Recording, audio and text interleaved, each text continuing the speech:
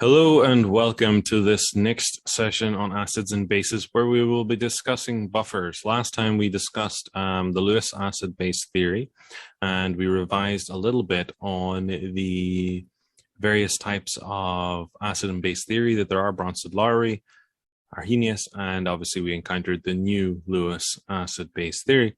And before that, we'd worked on the pH and acidic or basic behavior of salt solutions. So now we're going to look at one of the most powerful tools in the analytical or general chemist's arsenal, which is the use of buffers. Buffers are mixtures of acids and bases and salts which can manipulate or keep consistent the pH of a solution. And so they're very powerful for biological studies, or in cases where we just want to make sure that the system is robust to changes in pH, small changes in pH. And buffers generally have a working range, and if we exceed that, they will no longer be able to act as pH controllers. So with regards to that, there are a number of topics involved with this part. There is the common ion effect. There is controlling the pH using buffer solutions. There are acid-base titrations, solubility of salts, precipitation reactions, equilibria involving complex ions, and solubility and complex ions. So acid-base buffers. An acid-base buffer is a solution that lessens the impact of pH from the addition of acid or base. So generally, up to a point, it is able to compensate for any additional acid or base that is added. This is important certainly in preserving biological samples, because it maintains the pH of the solution in absence of external, biological modifiers. An acid-base buffer usually consists of a conjugate acid-base pair where both species are present in appreciable quantities in solution. So the thing that we're using here is the ability to form an equilibria, so that if we add acid, it moves in one direction, and if we add base, it moves in the other direction. But ultimately, it is provided with the tools to cope with either. An acid-base buffer is therefore a solution of a weak acid and its conjugate base, or a weak base and its conjugate acid. So adding acid or base to an unbuffered solution, you can see here an unbuffered solution, pH of 5. If we add 1 milliliter of 1 molar HCl, we'll see that the pH rapidly decreases to 2. This shows that there's been a significant increase in the concentration of H+ ions. And conversely, if we add base, like for example, we add 1 milliliter of 1 molar sodium hydroxide, a strong base, we'll see that the pH increases substantially, showing that the concentration of H+ ions has decreased significantly, because many of them will have reacted with the OH from the sodium hydroxide. So this is an unbuffered solution. So there is nothing within this solution which is capable of compensating for these changes in the concentration of hydronium ions or the addition of the hydroxide.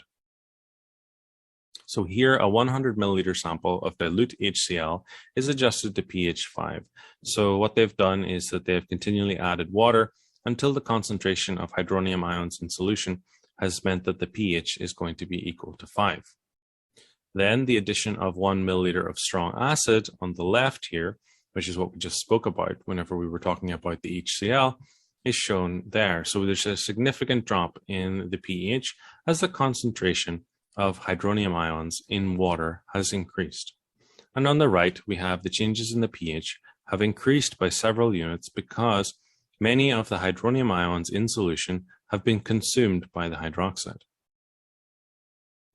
So conversely, if we add acid or base to a buffered solution and we have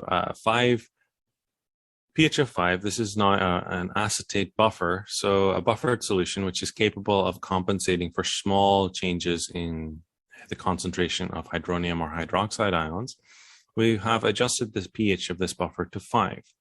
The addition of 1 milliliter of strong acid on the left or strong base on the right changes the pH very little. You can see here we've added the exact same amount of the same concentration of strong acid, the HCl, and strong base, the sodium hydroxide, but ultimately the pH has changed very little. Now it has increased slightly, but compared to the massive changes that we saw for the unbuffered solution, this is significantly lower. So the acetate buffer is made by mixing 1 mole per liter concentration acetic acid, which is a weak acid, with 1 mole per liter sodium acetate, which provides the conjugate base acetate. So buffers are typically mixtures of weak acids and a salt which contains their conjugate base. Buffers and the common ion effect.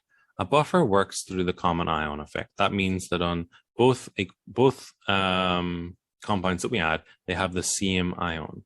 So acetic acid in water dissociates slightly to produce some acetate ion. So here we have acetic acid, and it reacts with water or dissociates in water to form our acetate and our hydronium ion. This is why it is slightly acidic. But remember, this is a weak acid, so the equilibrium here means that very little of this will actually be converted to the products, and most of it will lie with the undissociated carboxylic acid, the weak acid. So we recall that this COOH structural motif is going to indicate that we have a carboxylic acid, which is a weak acid.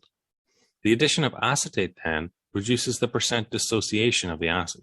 So if we add acetate from our sodium acetate, then the concentration of acetate in solution will be too high and will mean that the acid will not really dissociate at all because there's already a significant amount of acetate in solution. So the effect of adding acetate to acetic acid. So here we have a table which shows the addition of the acetate to the acetic acid. So here we have in the first entry, there is 0.10 moles per liter of acetic acid in water. So the percent, there is also 0 added acetate ions. So the percent dissociation in this case of the acid is 1.3. That's measured by the pH. So you measure that by the hydronium ion concentration, because remember, the sodium acetate does not in itself add hydronium ions. It just adds the acetate, the conjugate base of the acetic acid. So the hydronium ion concentration can be measured as the pH 2.89. Then if we add 0.050 moles per liter acetate, we see that the dissociation then decreases because there is significant amounts of acetate now in solution. And so the equilibrium will not push towards the products, because if we remember back to our Le Chatelier's principle, if we add acetate, which is the product, then the system will move to reestablish the equilibrium, and so we'll produce more of the starting materials. So this is connecting our equilibrium part with our acids and bases part.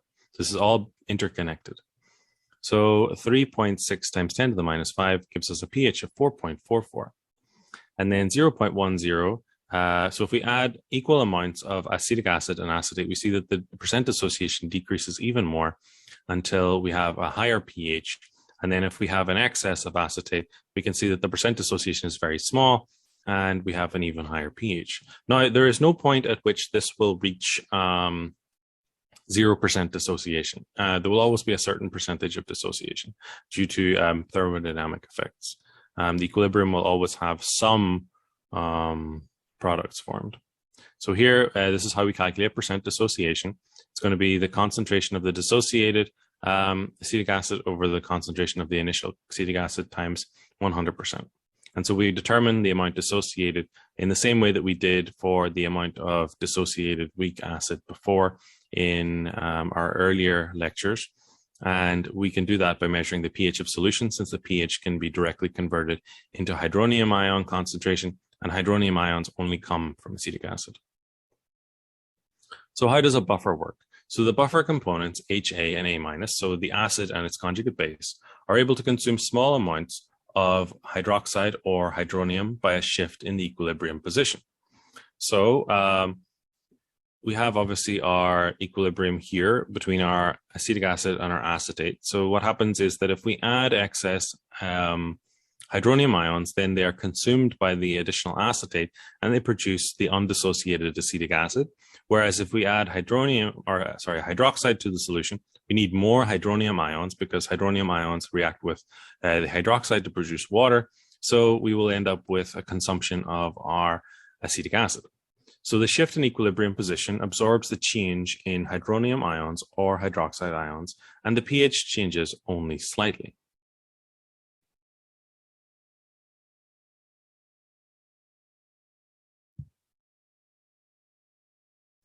So buffer has a general concentration of A minus. So this is a buffer before we have added anything to it. So here we have equal concentrations of the HA and the A minus. So the conjugate base and the acid. So a buffer here has more HA after the addition of H3O plus. Why would that happen? Well, we can see here the reaction down at the bottom. H3O plus reacts with the acetate. So H3O plus is what we've added. Say we added our strong acid, our HCl. That would be consumed by the acetate, which came from the salt.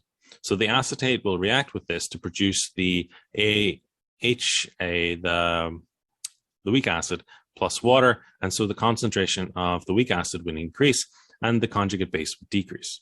Conversely, if we add hydroxide, we'll have more acetate than acetic acid because the acetic acid will dissociate to produce the hydronium ions, and those hydronium ions will then react with the hydroxide to produce acetate and water.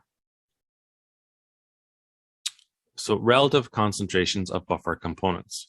So here we have our equilibrium again, where we have our acetic acid from the added acetic acid, and we have the acetate from the sodium acetate that we added. So we can write an equilibrium constant for this, or sorry, an acid dissociation constant for this, where we have the acetate times the concentration of hydronium over the acetic acid concentration. And then remember that we can rearrange this, of course, to get it in terms of the hydronium ion concentration, which can be measured via pH. So since Ka is a constant, the concentration of H3O plus of the solution depends on the ratio of buffer component concentrations. If the ratio of a undissociated acid to dissociated acid, i.e. the acetate ratio, increases, then H3O plus concentration increases. If the ratio of HA to A minus ratio decreases, then the concentration of H3O plus decreases as well. And so we can see that from our equations. So calculating the effect of added hydronium or hydroxide on buffer pH. So calculate the pH of a buffer solution consisting of 0.50 moles per liter acetate and 0.50 moles per liter sodium acetate. And then we'll also consider it after adding some solid sodium hydroxide to 1 liter of our buffer solution. And then we'll check again by adding 0.02 moles of HCl to 1 liter of our buffer solution from A. So remember that the Ka of acetic acid is 1.5 times 10 to the minus 5, and we assume the additions cause negligible change in volume. So our plan here is that we're going to calculate the initial concentration of acetic acid and the initial concentration of acetate from the given information, and from this we can find the starting pH.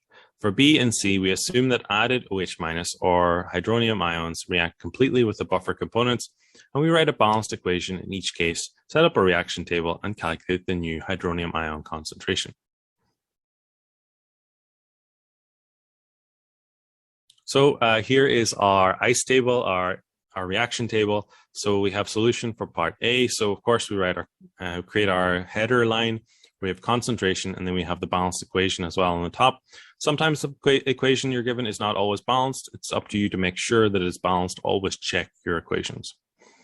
Initial concentrations then, so we know that we added this much acetic acid and this much sodium acetate.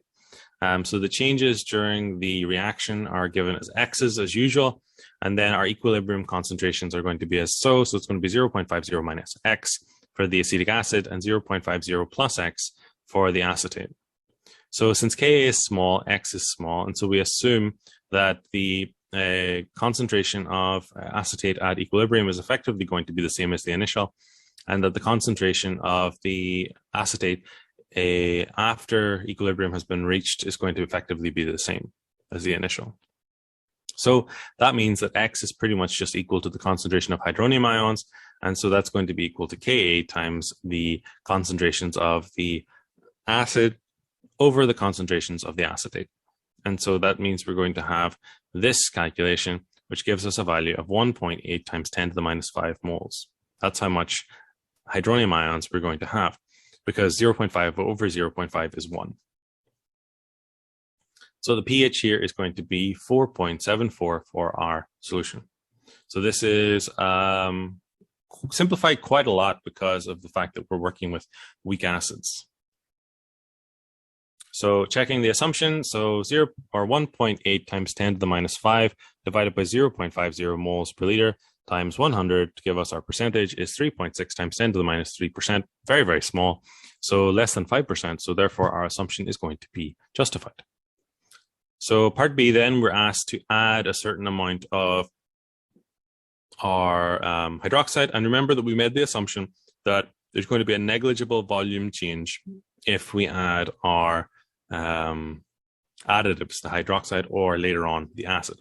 So we're told we're adding this many moles, but we're not told the concentration, but we are told that we're adding it to 1 liter of solution, and so we can easily convert. So setting up a reaction table for stoichiometry. So again, we set up our reaction. So our reaction is the acid plus the hydroxide gives us acetate plus water. So the initial here is going to be given us so of course we have our initial concentrations of acetate and acetic acid, which were given to us in the first part of the question. And then part B asked us to add the hydroxide in this concentration, so we added it.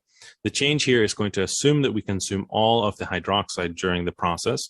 So that means that at equilibrium, we will have these values. And then we're setting up a reaction table for the acid dissociation using the new initial concentrations. So we have here, here, and here. We can find the pH by going through this. So we just went back. So we took the first table is to find how much at equilibrium we have of acetic acid and how much we have of acetate. Then we fill that into our new equilibrium table, which is for the regular dissociation of the weak acid so that we can get the hydronium ion concentration. Because before we had no hydronium ion concentration here, but we need it because otherwise we can't find the pH. So we then have this expression here. So since Ka is small, X is small, so we do the same assumptions as before, where we just ignore the X's for the weak acid and the conjugate base. And so then the final values become effectively the same as the initial values. So X is equal to the hydronium ion concentration, which is equal to Ka times the concentration of acid over acetate. So then that effectively becomes 1.7 times 10 to the minus 5 moles per liter as our concentration of hydronium ions. Then we put that into our pH equation, which is pH is equal to minus log to the base 10 of hydronium ion concentration. And so we get a pH of 4.77. And so we see that the addition of that 0.02 moles per liter sodium hydroxide has increased the pH a little bit, but not by very much. Addition of a small amount of base caused the pH to only rise slightly from 4.74 to 4.77. Okay, part C. This time we're adding acid to our buffer. So what happens in this case? So we're adding, hydronium ion concentration is equal to 0.020 moles over 1 liter. So it's the same problem. We were just given the number of moles, but we were not given the concentration. And so now we need to find the concentration. Since it's a 1 liter solution and we're assuming that there's not going to be a whole lot of volume changes, then it's actually pretty straightforward. We end up with 0.020 moles per liter hydronium ions from our HCl. So again, we set up a reaction table for the stoichiometry. We have acetate reacts with hydronium ions to give us acetic acid plus water. So this is the reverse of the equation that we have been using previously. So our Ka will be different. So initial here, these are the same as whenever we did the hydroxide. So we get an equilibrium concentration of 0.48 for our acetate and 0.52 for our acetic acid. Set up a reaction table for the acid dissociation. So we go back again using the new initial concentrations, fill them all in. So we end up with this equation. So it's very similar to the one we had before. Again, since Ka is small, X is going to be small. So we assume that acetic acid is going to be equal to the same as the initial, well, the new initial after we've added the acid, and the acetate is going to be equal to the new initial as well. So same process as before. We're just using our Ka expression, which we have rearranged to be in terms of hydronium ion concentration. So X is equal to hydronium ion concentration, which is equal to Ka times acetic acid over acetate. So here we have Ka Ka times acetic acid over acetate is equal to 2.0 times 10 to the minus 5 moles per liter. This is now our hydronium ion concentration after we have added the strong acid in a small quantity. So what is our pH going to be? We're going to use our pH equation, which is minus log to the base 10 times hydronium ion concentration. And we get a pH of 4.70. So that is only slightly lower than the initial pH of the buffer, which was 4.74. So addition of a small amount of acid caused the pH to drop only slightly from 4.74 to 4.70. So here's a bit of a summary, like a flow chart of what happens whenever we add acid or base to our buffer. So our initial buffer ratio, of course, is the concentration of our weak acid over the concentration of the conjugate base, which is equal to X. And then pH is going to be equal to Y. And so we're going to use those letters as we go through so that we don't have to worry about numbers. So if we add a strong acid, such as hydronium ions, we end up with this process occurring. So the conjugate base, the acetate in the previous example, reacts with reacts with hydronium to produce the weak acid plus water. So there's a complete reaction of strong acid and base component of the buffer. So the strong acid reacts completely with the conjugate base. In the previous example, it was the acetate. And so this means that the concentration of A- decreases. Why does the concentration of A- decrease? Well, it's being consumed by the hydronium ions, which were added. Then we have an increase in the acid concentration. And why does that increase? Well, that increases because we have HA increases because we've produced more through the reaction of the conjugate base with the hydronium, giving us HA. And so the final buffer ratio is going to be the concentration of HA over the concentration of acetate, which is going to be larger than X. So it's going to be larger than the initial ratio. And the pH is going to be less. So the pH is going to decrease because the concentration, or the pH is going to be less than Y. So the pH will decrease, yeah. Then conversely, if we add a strong base, we'll have HA plus OH minus. So that's going to be a complete reaction of the strong base with the acid component of the buffer. So the acetic acid in the previous example reacting with hydroxide. So HA reacts, the weak acid reacts with OH minus to give us A minus plus H2O. So this means that the concentration of HA will decrease. Why does the concentration of HA decrease? Well, let's look at the equation on the left-hand side here. We can see that it is being consumed by the hydroxide. Then the concentration of A minus increases. And why is that? Well, that's because it's being produced through this reaction here. And so the final buffer ratio will mean that the value of the HA to A minus ratio will be less than X. So it'll be less than the initial. And then the pH is going to be greater than Y because the pH will increase because the amount of hydronium ions has been reduced. So an important equation in calculating buffers is the Henderson-Hasselbalch equation. So this Henderson-Hasselbalch equation is going to help us calculate the pH of our buffer solutions. So say we have a weak acid equilibria like this. And on the basis of that, we can, on the basis of this, we can in fact create a buffer.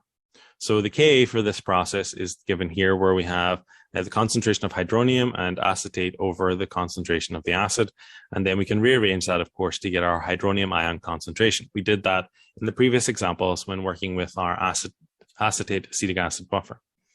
So we can take the log of both sides. So we can take minus log of this is equal to minus log of the Ka minus the log of the ratio between the acetic acid and, or sorry, the weak acid and its conjugate base.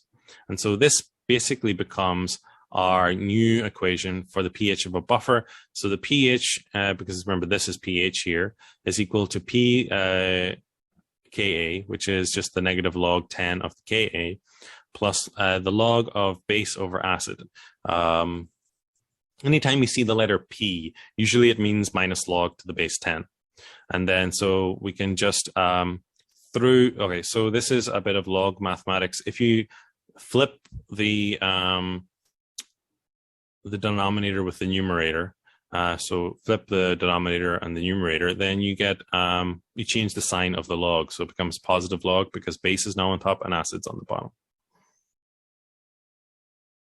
Buffer capacity. So the buffer capacity is a measure of the strength of the buffer, its ability to maintain the pH following addition of strong acid or base. And the greater the concentrations of the buffer components, the greater its capacity to resist pH changes. So yeah, so that makes sense, because if you have a lot of acetate, for example, in your previous buffer, you have a lot of acetate which can react with hydronium ions that are added from strong acids such as HCl. Now, if you have a small amount, then you only have a small amount. So eventually you consume all of that by adding your strong acid or base, and so the buffer stops working. So the closer the component concentrations to each other, the greater the buffer capacity. So it's best to have equal concentrations of acids and conjugate bases. So the salt and the acid should have very similar concentrations for the capacity to be at its maximum.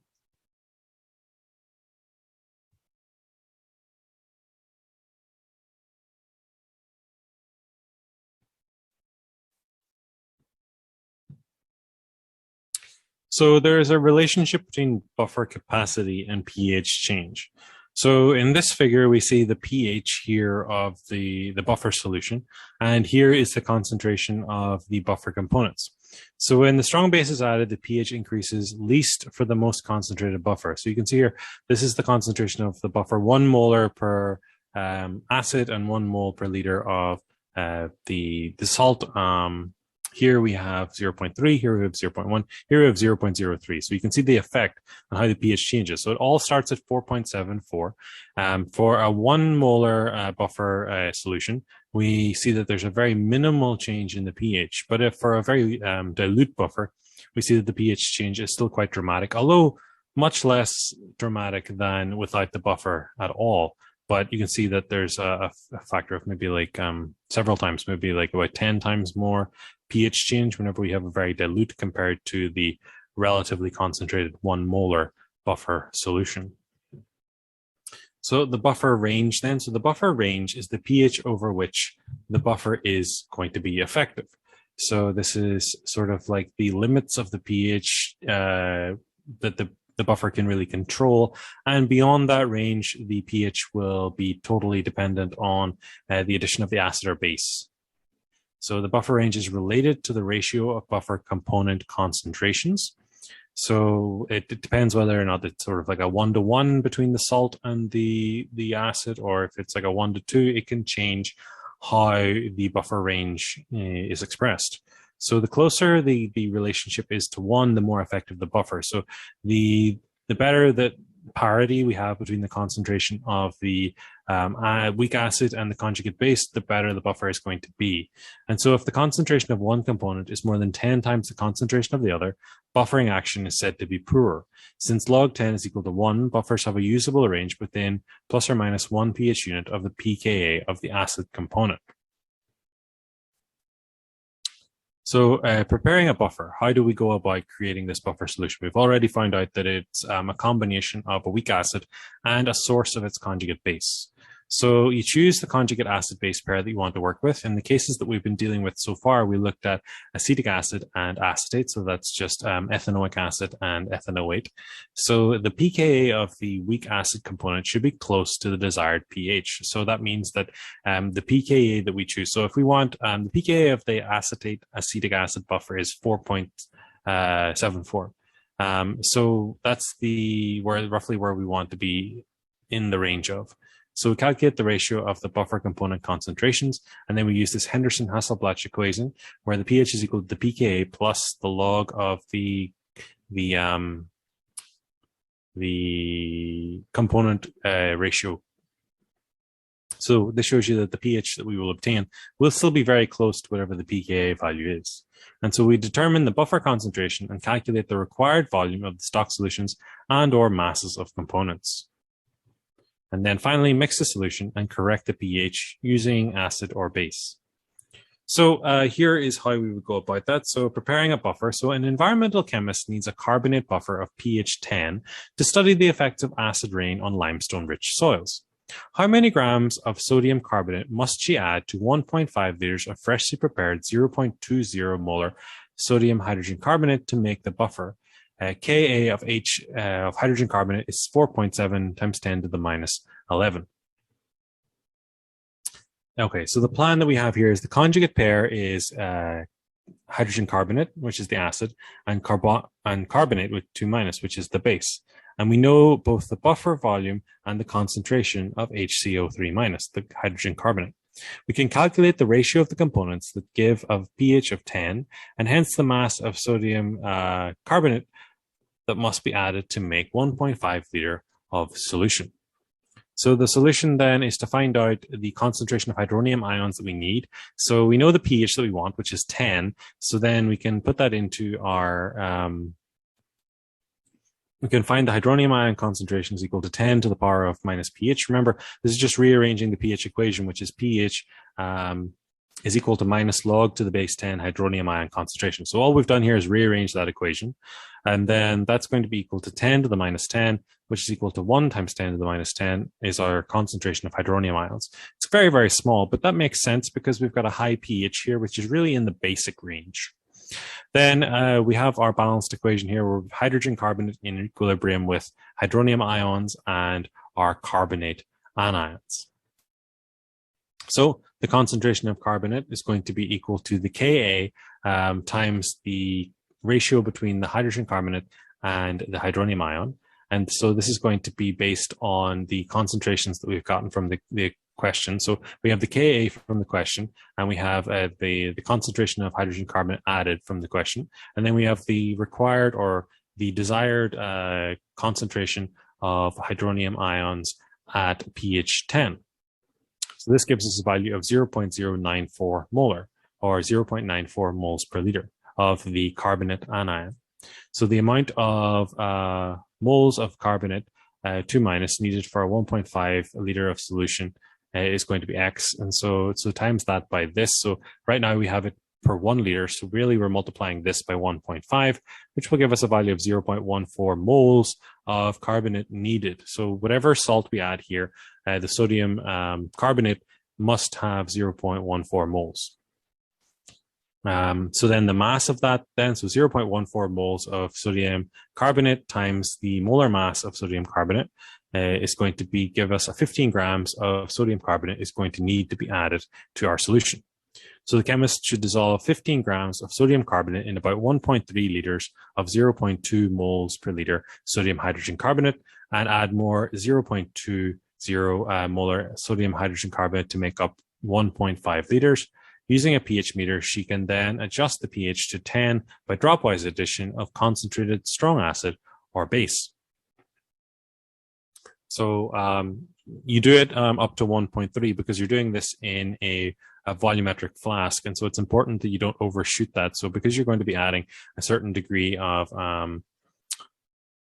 our liquid sodium hydrogen carbonate, we're going to need to make sure that we can just top this up with distilled water as long as it's less than 1.5 liters. So as long as it's less than the graduation mark, you can just top it up to 1.5 liters.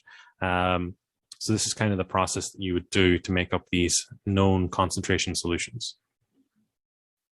Acid-base indicators. So maybe you've come across these before. These are generally colorful pieces of paper or dye solutions which change color depending on whether we have acids or bases. And sometimes they're even going to be sensitive enough to give us the color change during a particular pH so that we can kind of tell that. It's not super duper accurate, but it's okay as a quick reference if you don't have a pH meter. Although, no, I'd say most chemical workplaces or workplaces that deal with acid-base type things would have a pH meter. They're relatively affordable, especially compared to other instrumentation. So an acid-base indicator is a weak organic acid. So here we have the HIN, where LN is or IN is the conjugate base of the indicator. So this is a weak organic acid. So in this case, it's our indicator acid, whose color differs from that of its conjugate base, which is given here as IN minus, which means the anion, the conjugate base of the indicator acid. So the ratio of indicator acid to dissociated anion or conjugate base is governed by the hydronium ion concentration of the solution. Indicators can therefore be used to monitor the pH change during an acid-base reaction.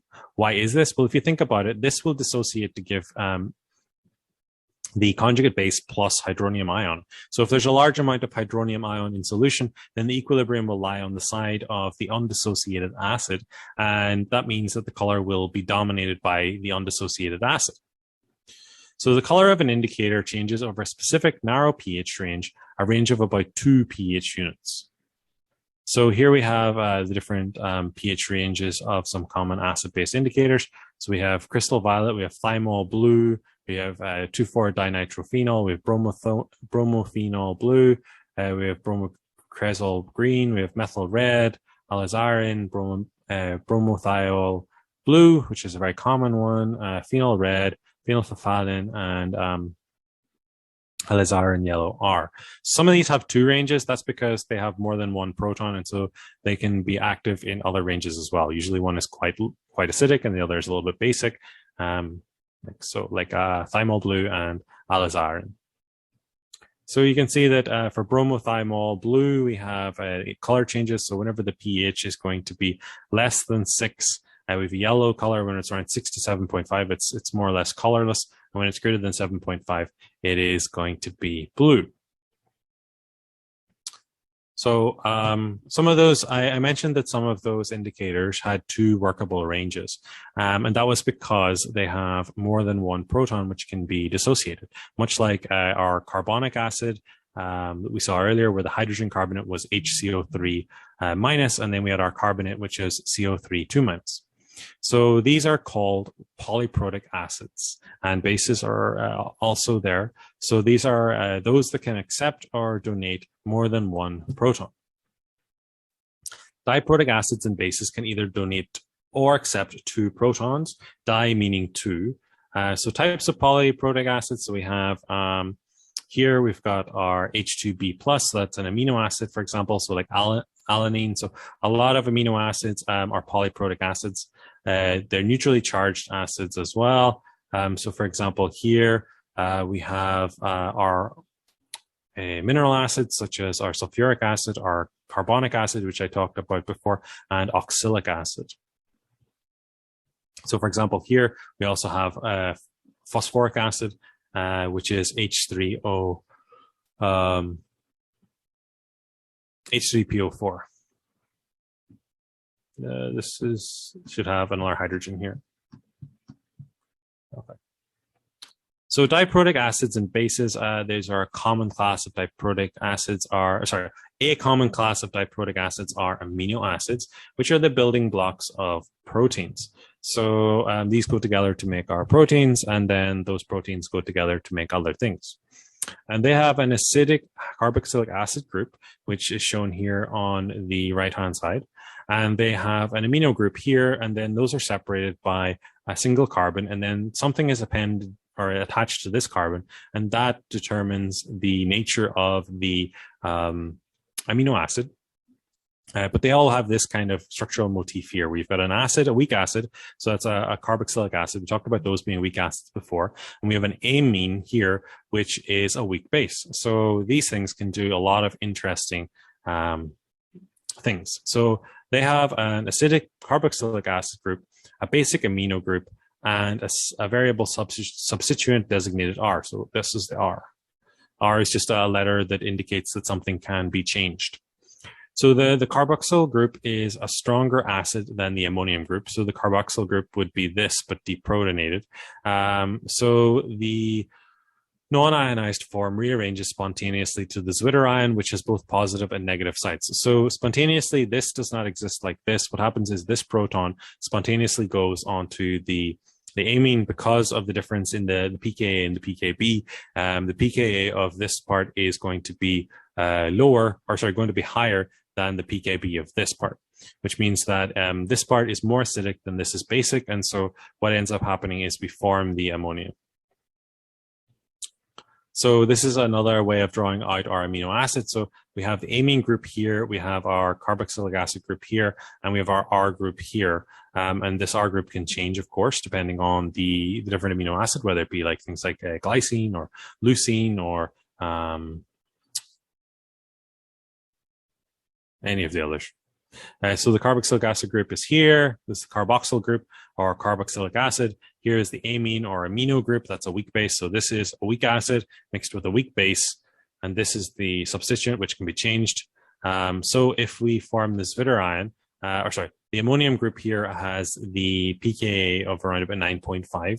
And then this carboxylic acid group has a pKa of around about 2.5.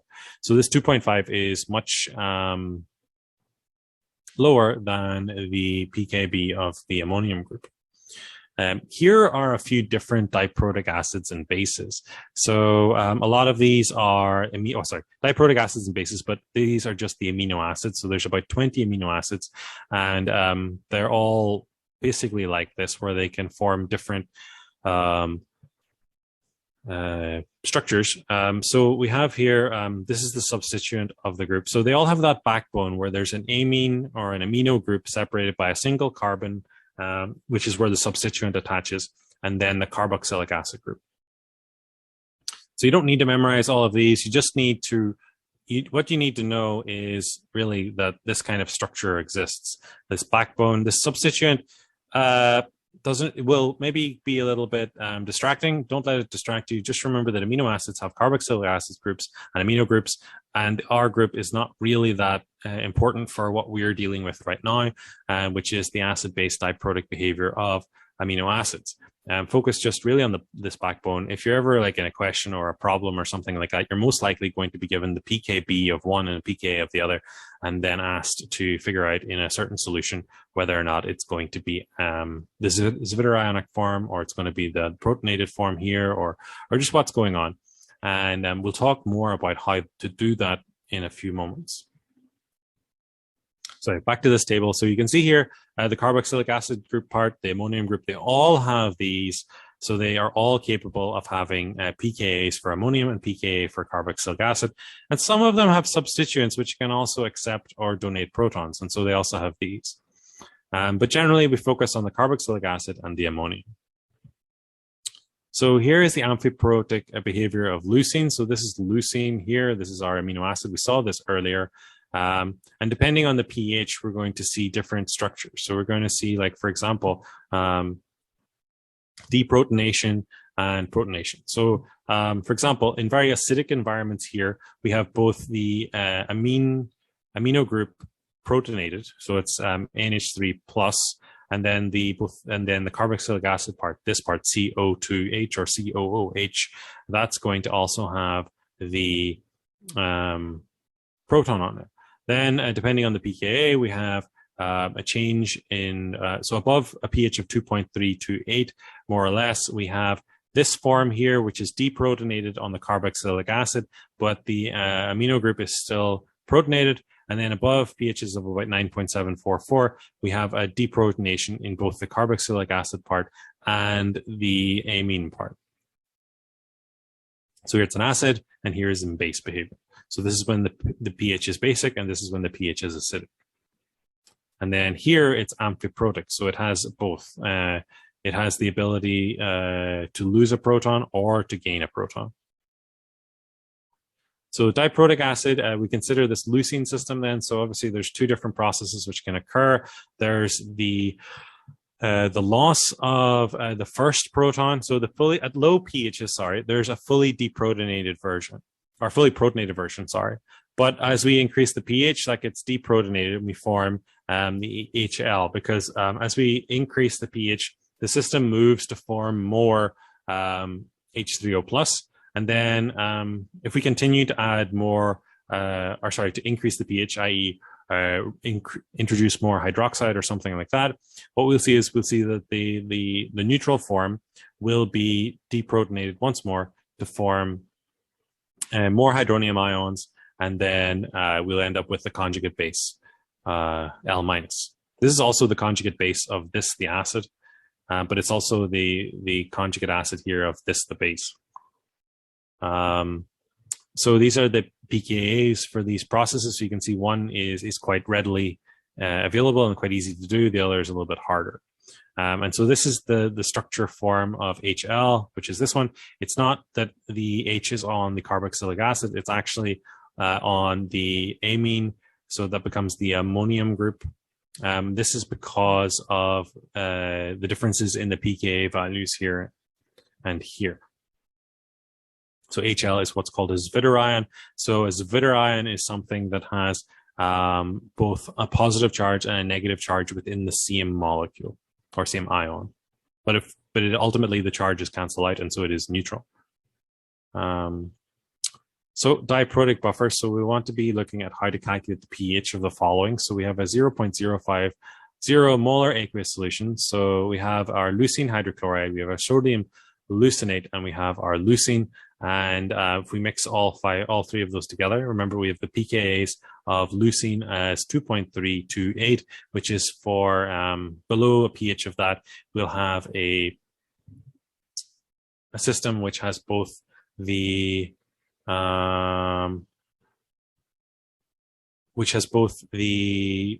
carboxylic acid group and the amine group protonated, and above this we'll have both sites deprotonated. We will, of course, use different nomenclature here. We won't just write it leucine hydrochloride. We'll write it as H2L+, as we saw in the previous slides. Sodium leucinate will just be L-, and leucine will be HL. So sodium leucinate will be the conjugate base of HL, and HL will be the conjugate base of H2L+. So then what we want to do is estimate the answer and calculate it. So calculating the pH of weak diprotic acids. So here we have our H2L Cl. So the Cl here is just a balancing sort of ion, which keeps it neutral. So that will dissociate in water. And the Cl-, as we know, being the conjugate base of a strong acid, won't really do anything in solution. The weak acid H2L+ dissociates only a little, and even weaker acid HL dissociates hardly at all. And so thus we need to treat it as a monoprotic acid. And so for the reaction H2L+, we have this relationship. We don't really see the HL dissociate to give H+, except in really basic solutions. So once we've done that, we set up and solve the equation like this, where we have, we replace these with X's, and then this is going to be the initial concentration, right? So that's going to be C minus whatever the X is, and the X is going to be what dissociates and then forms the hydronium and the HL. So this is really just, if we recall back to our reaction tables, we've skipped a few steps. We haven't drawn out the reaction table this time, but we get the same point of view. And then this is all going to be equal to the Ka value of the first deprotonation step. And so this is where the concentration of H+ is equal to the concentration of HL, which is equal to X, and H2L+ is equal to C minus X. And so this is kind of the process by which you would go about solving these problems. You would have to use your quadratic solver equation if you weren't given one of the concentrations. If you, for example, you were given the initial concentration and the concentration of equilibrium, you could pretty easily find Ka values and so on.